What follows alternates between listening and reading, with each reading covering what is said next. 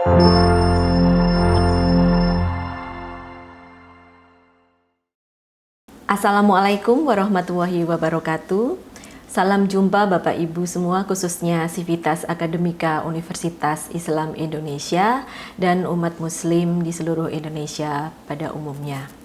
Video yang Bapak Ibu saksikan kali ini merupakan video yang diproduksi oleh Direktorat Keuangan dan Anggaran Universitas Islam Indonesia Yogyakarta.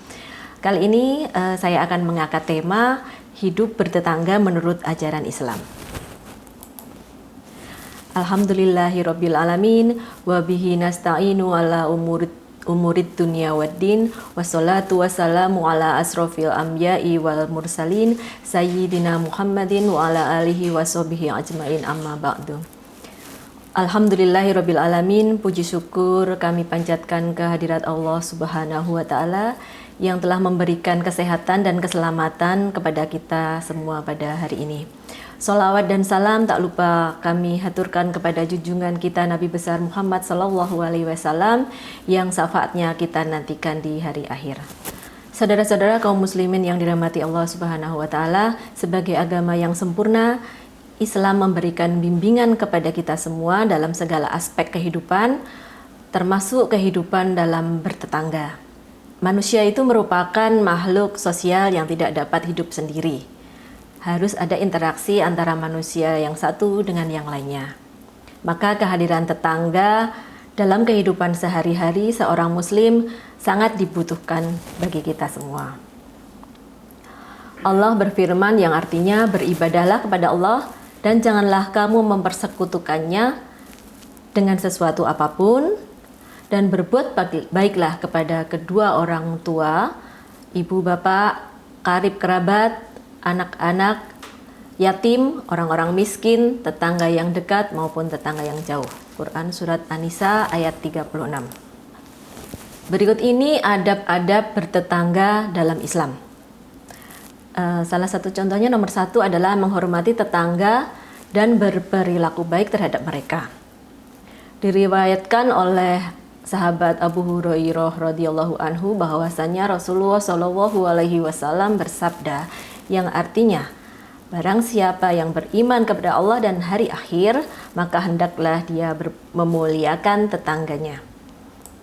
Yang kedua, adab bertetangga dalam Islam adalah bangunan rumah kita jangan mengganggu tetangga.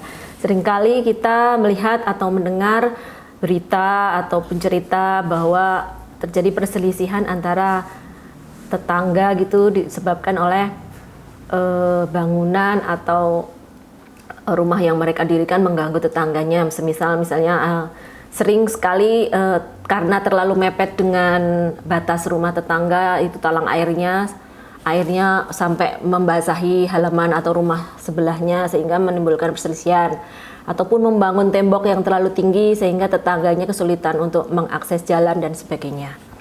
Oleh karena itu sebaiknya sebagai seorang muslim yang baik, kita seharusnya ikut juga mempertimbangkan segala sesuatu agar tidak merugikan tetangga-tetangga di sebelah kita ketika kita akan membangun bangunan rumah ataupun yang lain. Kemudian yang ketiga adalah memelihara hak-hak tetangga, terutama tetangga yang paling dekat.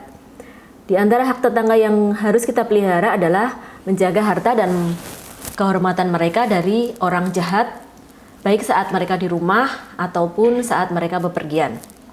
Salah satu contohnya misalnya ketika ada tetangga mau mudik gitu, kita sebagai orang yang ada di rumah saat itu mungkin bisa ikut membantu menjaga rumah tetangganya dari incaran orang yang tidak baik gitu, ataupun menjaga kehormatan mereka dengan tidak menceritakan hal-hal buruk mengenai tetangga kita kepada orang yang lain. Adapun tetangga paling dekat itu memiliki hak-hak yang tidak dimiliki oleh tetangga jauh. Hal itu dikutip dari pernyataan Ibunda Aisyah radhiyallahu anhu yang beliau berkata bahwa aku bertanya, wahai Rasulullah, aku memiliki 2 tetangga. Manakah yang harus aku beri hadiah? Rasulullah bersabda, yang pintunya paling dekat dengan rumahmu, yang artinya adalah bahwa tetangga kita yang terdekat itu lebih berhak mendapatkan perhatian dari kita. Ketika kita mempunyai sesuatu, maka seyogyanya tetangga terdekatlah yang harusnya kita beri. Nomor 4 adalah tidak mengganggu tetangga. Kadang-kadang ketika kita mempunyai acara di rumah, seringkali kita kurang memperhitungkan bahwa kegiatan kita lakukan itu akan mengganggu tetangga. Semisal kita punya acara pernikahan, ataupun pengajian, ataupun acara pesta, ataupun yang lain, yang sering speakernya terlalu keras, ataupun acaranya itu seharian dari pagi sampai malam dan lain sebagainya. Nah, seyogyanya hal itu tidak kita lakukan, ataupun kita meminta izin dulu kepada tetangga ketika akan mengadakan sebuah kegiatan agar tetangga tidak merasa terganggu. Ataupun juga kita mempunyai kegiatan yang menutup jalan rumah tetangga, itu seyogyanya harus kita hindari agar kehidupan bertetangga kita menjadi lebih baik. Kemudian jangan kikir untuk memberikan nasihat ataupun saran kepada kebaikan kepada tetangga. Ketika kita mengetahui bahwa tetangga kita itu berbuat kurang baik ataupun ada hal-hal yang kiranya melanggar ajaran agama Islam, seyogyanya kita memberikan nasihat ataupun bimbingan ataupun memberitahu kepada tetangga tersebut mengenai apa yang dia lakukan agar menjadi lebih baik lagi. Kemudian yang kelima adalah memberikan makanan kepada tetangga. Rasulullah SAW bersabda kepada Abu Dzar radhiyallahu anhu yang artinya, wahai Abu Dzar, apabila kamu memasak makanan berkuah, maka perbanyak airnya dan berilah kepada tetanggamu. Yang artinya ketika kita memasak hidangan, seyogyanya kita melebihkan jumlah yang kita masak itu agar kita dapat memberikan dan membaginya kepada tetangga. Kemudian selanjutnya nomor 6 adalah bergembira ketika tetangga bergembira dan ikut berduka ketika tetangganya ikut berduka. Jadi kalau tetangga kita itu misalnya mempunyai sesuatu yang baru atau mendapatkan apa yang bagus, kita seyogyanya sebagai tetangga ikut bergembira, bukannya malah nyinyir ataupun iri gitu ya. Karena seringkali kita mendengar cerita-cerita kalau misalnya ada tetangga yang mempunyai sesuatu, maka tetangganya yang lain akan menggunjingkannya atau nyinyir ya, istilahnya seperti itu. Nah, seyogyanya kita juga tidak boleh bersikap seperti itu ya. Kita harus ikut bergembira ketika ada tetangganya yang sedang bahagia atau bergembira juga. Demikian juga ketika tetangga sedang ditimpa musibah yang mengakibatkan kesedihan bagi tetangga tersebut, seyogyanya kita sebagai tetangga juga ikut berempati dengan memberikan dukungan kepada tetangga agar hilang kesedihannya dengan memberikan bantuan ataupun nasihat ataupun penghiburan kepada tetangga itu agar hilang kesedihannya.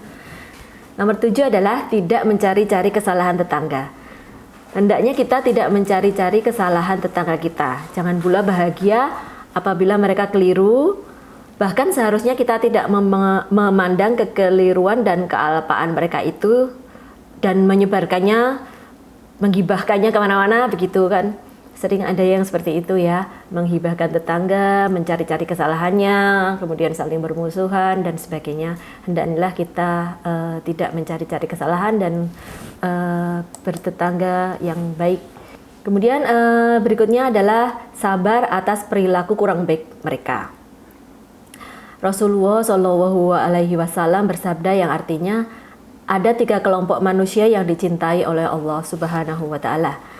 Disebutkan diantaranya adalah seseorang yang mempunyai tetangga, ia selalu disakiti atau diganggu oleh tetangganya, namun ia sabar atas gangguannya hingga keduanya dipisahkan oleh kematian atau keberangkatannya.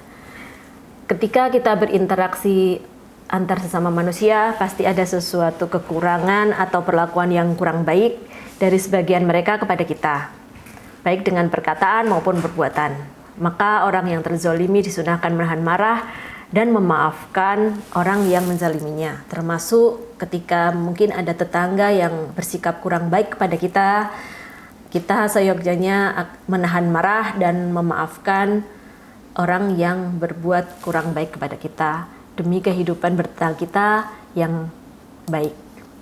Demikian Bapak Ibu sekalian video dari saya. Apabila ada kebenarannya itu dari Allah Subhanahu wa taala, apabila ada kekurangannya itu semata-mata kekhilafan dari saya. Semoga dapat memberikan manfaat dan berkah untuk kita semua. Wabillahi taufiq wal hidayah. Wassalamualaikum warahmatullahi wabarakatuh.